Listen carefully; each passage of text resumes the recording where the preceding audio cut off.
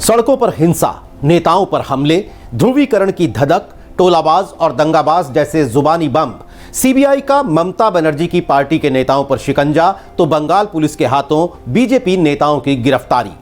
Violence, action, emotion और ड्रामे से भरपूर यह कहानी है पश्चिम बंगाल की, जो शायद इस बार अपने इतिहास का सबसे आक्रामक चुनाव देखने जा रहा है।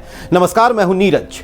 पश्चिम बंगाल में चुनाव की तारीखों का ऐलान हो चुका है। वोटिंग 8 फेज में होगी।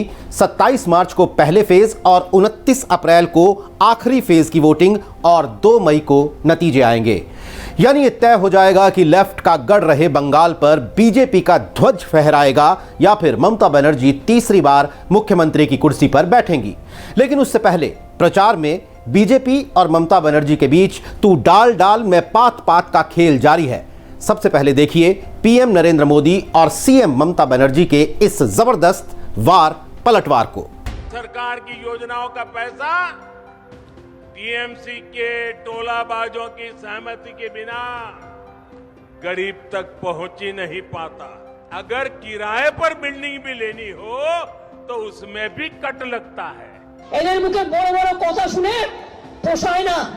কথায় কথায় উনি বলেন তৃণমূল কংগ্রেস সব তোলাবাজ, তৃণমূল কংগ্রেস তোলাবাজ। আর আপনি কি?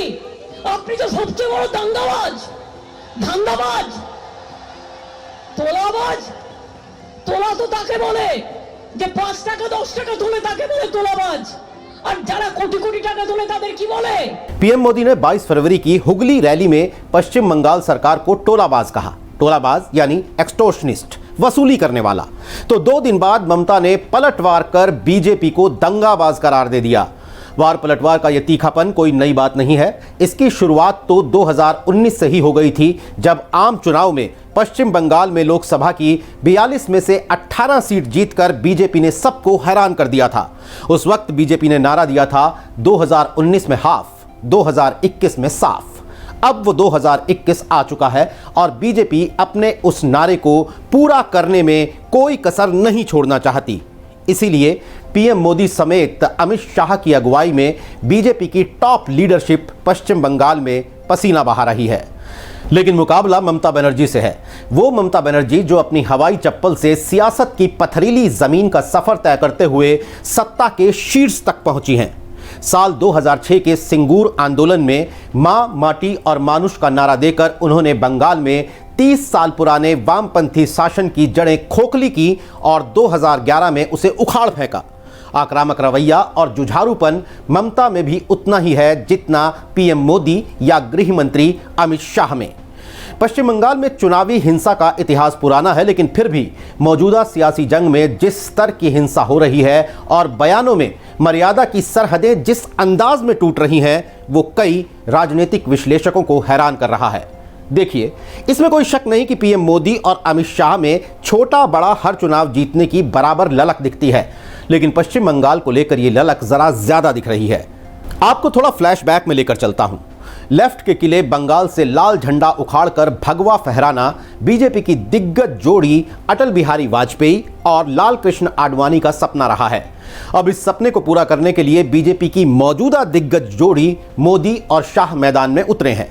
वैसे भी जब साल 2014 में अमित शाह बीजेपी के अध्यक्ष बने थे तो उन्होंने बीजेपी का परचम पूरे देश में फहराने की बात कही थी। आज नॉर्थ ईस्ट के तकरीबन सभी राज्यों में बीजेपी है तो दक्षिण के कर्नाटक में भी वो शासन कर रही है।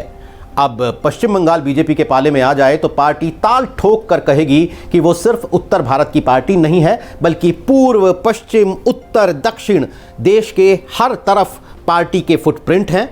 अब तक ये दावा सिर्फ कांग्रेस पार्टी ही करती रही है। तृणमूल कांग्रेस ने कभी वाम मोर्चा की सरकार को उखाड़ फेंकने के लिए परिवर्तन का नारा दिया था। आज बीजेपी उसी के खिलाफ औसल परिवर्तन यानी रियल चेंज की बात कह रही है और इसीलिए पश्चिम बंगाल में साम दाम दंड भेद हर नीति अपने चरम पर दिख रही है। 2019 के आम चुनाव के बाद से बीजेपी तृणमूल कांग्रेस के 1.5 दर्जन से ज्यादा विधायकों और सांसदों को तोड़ चुकी है। विधानसभा चुनाव के करीब तो तृणमूल में थोक के भाव भगदड़ मची है, लेकिन शुवेंदु अधिकारी जैसे ममता के करीबी और असरदार नेताओं के बीजेपी में शामिल होने के बावजूद ममता बनर्जी मजबूती से डटी हुई हैं। लेकिन चुनाव में बड़ा और चिंतित करने वाला सवाल राजनीतिक हिंसा का है। अभी चुनाव की तारीखों का ऐलान ही हुआ है, लेकिन उससे पहले केंद्रीय सुरक्षा बलों की करीब 125 कंपनियां पश्चिम बंगाल भेजी जा चुकी हैं। आमतौर पर तारीखों के ऐलान के बाद ही केंद्रीय सुरक्षा बलों की कंपनियां चुनाव वाले राज्यों में भेजी जाती हैं। चुनाव से पहले बंगाल रक्त भूमि बन चुका है। बीजेपी और टीएमसी कार्यकर्ताओं के बीच खूनी झड़पें, दोनों पार्टियों के काफिलों पर बमों से हमले, हत्याएं हर रोज की सुर्खियां हैं। दोनों पार्टियां एक दूसरे पर आरोप लगाती हैं और खुद को विक्टिम बताती हैं। गृह मंत्री अमित शाह एक इंटरव्यू में टीएमसी के हाथों 130 बीजेपी कार्यकर्ताओं की हत्या का आरोप लगा चुके हैं। इस बीच बड़े ही ड्रामेटिक अंदाज में दो और चुनावी हथियार सामने आए, कोयला और कोकीन। 19 फरवरी को कोलकाता पुलिस ने 90 ग्राम कोकीन के साथ बीजेपी यूथ विंग की लीडर पामेला गोस्वामी को गिरफ्तार किया। अगले दिन पामेला ने अपने ही पार्टी के नेता राकेश सिंह पर साजिश का आरोप लगाया। राकेश बीजेपी महासचिव और बंगाल के इंचार्ज कैलाश विजयवर्गीय का नजदीकी माना जाता है। 24 फरवरी को राकेश सिंह को उनके दोनों बेटों के साथ गिरफ्तार कर लिया गया। इधर राज्य की पुलिस बीजेपी नेता के खिलाफ एक्शन में थी, तो उधर केंद्र की एजेंसी यानी सीबीआई ने 21 फरवरी को टीएमसी सांसद और ममता बनर्जी के भतीजे अभिषेक बनर्जी की पत्नी रुजिरा बनर्जी को नोटिस थमा दिया। मामला है कोयले की अवैध तस्करी का। 23 फरवरी को सीबीआई ने करीब 1.5 घंटे तक रुजिरा से पूछताछ की। यह मामला पिछले साल नवंबर में दर्ज किया गया था। सोशल मीडिया के मैदान जंग में भी नारों की तलवारबाजी जोरों पर है। हाल में तृणमूल कांग्रेस ने नया नारा लॉन्च किया, बांग्लाए नीजेर में केई चाय, यानी बंगाल को अपनी बेटी ही चाहिए। वोटर को लुभाने के लिए यह नया नारा ममता दीदी को बेटी के नए अवतार में पेश कर रहा है। उधर बीजेपी ने नेटफ्लिक्स सीरीज मनी हाइस्ट के वर्ल्ड फेमस गाने पेला चाव को बंगाली ट्विस्ट दिया है। पिशी जाओ जाओ जाओ जाओ, इसका मतलब है आंटी अब छोड़ दो। बहरहाल 294 सीट वाली वेस्ट बंगाल असेंबली में बीजेपी 200 से ज्यादा सीटें जीतने का दावा कर रही है, तो ममता बनर्जी का दावा है कि वो खुद चुनाव में गोलकीपर हैं और बीजेपी को एक भी गोल करने नहीं देंगी। पिछले 44 साल में पश्चिम बंगाल ने सिर्फ 2 पार्टियों की सरकारें देखी हैं, लेफ्ट की और टीएमसी की।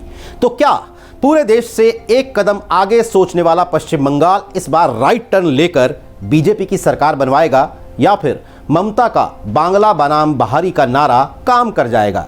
जवाब 2 मई को मिल जाएगा।